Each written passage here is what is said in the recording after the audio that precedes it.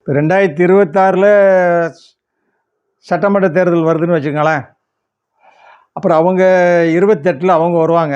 அதாவது மத்திய அரசு அவங்க தேர்தல் வரும், நாடாளுமன்ற தேர்தல் வரும்.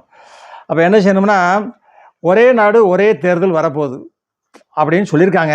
வந்தால் நல்லாயிருக்கும், பொருளாதாரம் மிச்சம் வரும், இந்த நஷ்டத்தெல்லாம் சரி கட்டலாம். இப்போ நடக்கக்கூடிய எவ்வளோ நஷ்டம் இருக்கோ அதெல்லாம் சரி பண்ணிடலாம். அப்படிங்கிற மாதிரி 2028ல் பழையபடியும் ஒரு தேர்தல் வச்சா எப்படி இருக்கும்? ஆக 2 வருஷம்தான் ஆட்சியில் இருக்கணும். இப்போ 26ல் வர்றவங்க 2 வருஷம் தான் இருக்க முடியுங்கிற மாதிரி ஒரு பேச்சு இருக்குது.